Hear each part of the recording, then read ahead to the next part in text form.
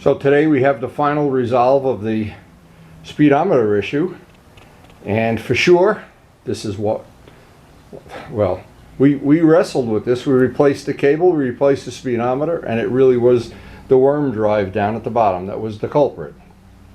Now this is information I wanted to share with other GS owners. What you can see is when this piece turns, and I'm going to take this apart to see what's stripped or broke. This should turn the speedometer cable, and that isn't happening at all. So the one I took out, what I did, I took the one out of the parts bike, and that one, of course, when you turn, this would be the wheel simulating the wheel turning, the cable turns. And so we know for sure, after wrestling with this, and it actually, that's the fun of old motorcycles, is you never know. You learn as you go. But anyway, this is the culprit, this is the bad part. I will take that apart, see what happened. In the meantime, I pulled the front wheel off. I want to clean the front wheel up, and I'm going to replace the discs. I've got them off the bike already. The EBCs were, according to the log, about 30,000 miles, and they are definitely near the end of their life cycle. And the ones I have don't have a lot of miles on them, but well, they're stock. They're stock discs. They're not as good as the ABCs. So it's I win on one end and lose on the other end. So this should be an adventurous shop day. I got several little things I want to do to the front end before I put this back together, and I have to work. I'm helping the kids put a bathroom in their house, so I'll get back to this later. And I don't know if we're going to be able to do anything on Steve. I don't know how much time Steve's got, but I've got this all ripped apart. I've got bolts ready to polish, parts ready to paint. And this, I wanted to diagnose. I wanted to take this apart and just see what's cooking in there.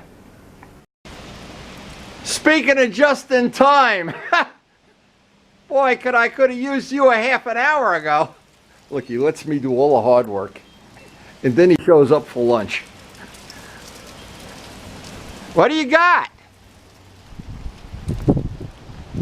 What? That's the 250 Ninja? Yeah. Okay, good, good. A better shaped seat. This has a couple of cuts in it. I got it at a barn in it. We're in the middle of several days of a big windstorm. I'm afraid the whole garage is going to blow away. Brand new. I like that word, brand new. Means there's no fingerprints on it. It's now there is. It's the last one in the country. Okay. It's painted on the inside like Kawasaki does. Kawasaki and BMW paint their tanks on the inside. Okay, well, I got to mask that all off anyway. My other tank, of course, is leaking. Yeah. Keep patching it up. Well, this one won't leak. This one won't leak. You don't even have to worry about that. I figured, since I was taking the car here, I'll bring this here now. Yeah, just leave it here. In the future, when I come back and take the motorcycle, I'm going to have to carry this stupid thing. Yeah, yeah, for sure. Luciano put batting on his, and batting would have helped this. You know, it just dries out from age, that's all. No, this is from the factory. Yeah, but the batting makes it nice and soft. Yeah, we'll but get this off. I got to see. Don't even take it off. Leave it on. Put it right over the one. I want to see. Oh, no, I don't want that. You're going to put this over that? Sure. Nah, that'd be too thick. Let me take it off. Well, you take it off then. I'll Here. take it off. Here's your reward for being a good soldier. I will take it off. I can probably. Now, I formally hired Steve at the going rate, which is he can take the old Staples home. Now, we have done two ways. We have covered these over, but the choice, of course, you can take the old seat cover off, either way. And you can use batting, which I don't know if Karen has some I can borrow. Steve didn't get any. It's part of his job was to get batting. He, fortunately, well, we see. She may have some. What is batting? This has a sharp edge, or just from wear and tear. It wore through. It wore through over here. This thing's like almost 30 years old. Yeah, yeah. So everything we do is old. It's old underwear. I could show you worn parts on my body, but save the video. It's not for mass consumption. Save that for your X-rated videos. Okay, but it looks like that seal gets pounded in, or you got to pull this out There's a rubber first. seal that has to come out of there. And Okay, this thing probably and then this comes out. There's got to be a little worm gear or something. Any rubber seal, yeah, has to come out. Okay, we're just diagnosing, looking at this crazy thing here. Something. Yeah, see, the batting will cover that up. Yeah, that looks fine. No reason it shouldn't be real nice.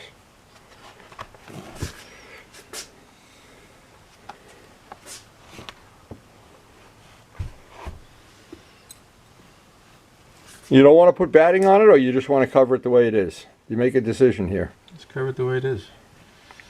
Now while I have this apart, I'll polish up all the hardware, all the bolts, all the this piece. I'll clean it all up, put some paint on it. Of course, get the replacement part and put the replacement discs on. It should be a very interesting day.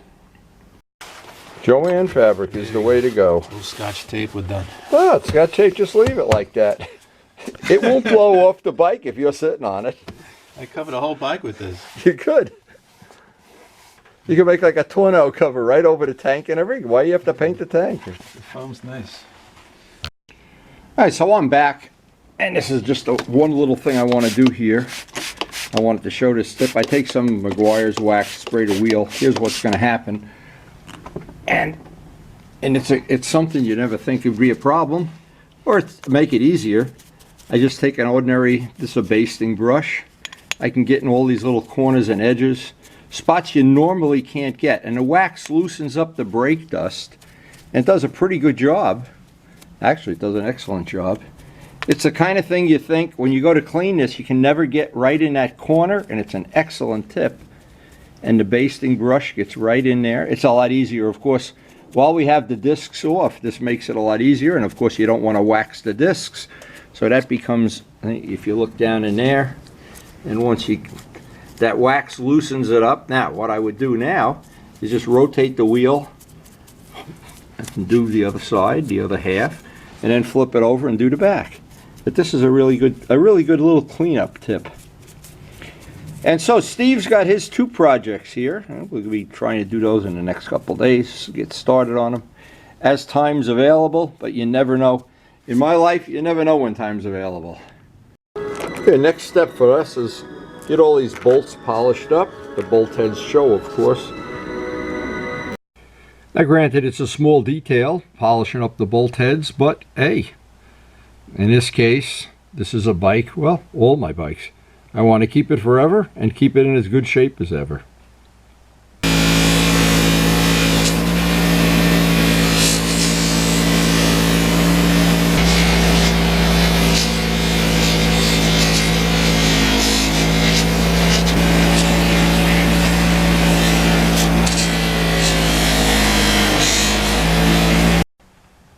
Once I get the polishing wheel going, I cleaned everything up, even the new speedometer drive. And by the way, that other one didn't come apart much.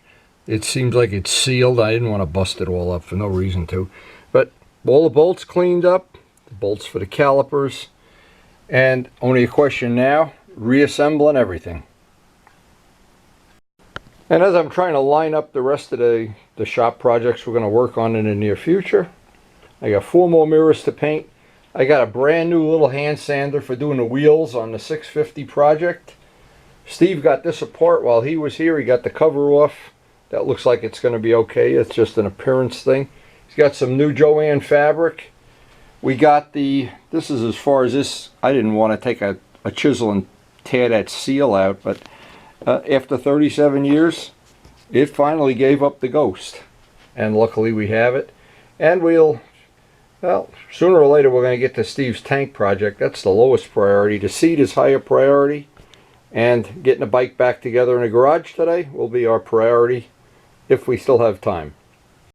You know, any day I start a shop day, I never really know where it's going. And today was a good shop day because it basically a hurricane is going through here.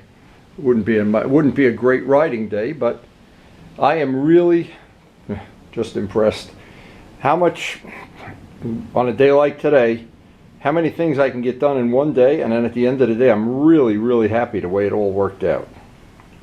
And the last thing is just to install discs, put the wheel back, and wait for that magic test ride that hopefully is coming. Hopefully in the next couple days. Now with the wheel back and everything tightened up, I've confirmed that the speedometer does work by spinning the wheel and watching the speedometer move. It has been a long few days with this, diagnosing this problem and getting it fixed. And I'm glad I got the discs on. That may be a small improvement. I'm not sure until we really do a real test ride. And once again, our magic power lift has just made this job even easier than it normally would have been. the best, absolutely the best $75 I've ever spent. And I always try to make sure I got everything logged in at the mileage and the time and the date that I do these little maintenance things. I like to have an accurate record. Anytime I do the maintenance on any of these bikes, and I try to think, wow, how lucky I am to have them, and do the maintenance, try to keep them for as many years as possible, long as possible. And part of the whole thing of having old bikes is you got to enjoy working on them, because like it or not, you're going to work on them. And today, having gotten that done, all we have to do now is wait for some decent weather, and I'm not sure when that's coming, if it's coming this week at all. But we're pretty well caught up on maintenance, and we actually probably this week will have some time to work on Steve's project, among other things. And if the weather gets better, we'll definitely get a couple more rides in before it really goes south. So I hope you enjoyed the video. Enjoy hanging out in our shop, and thanks for watching.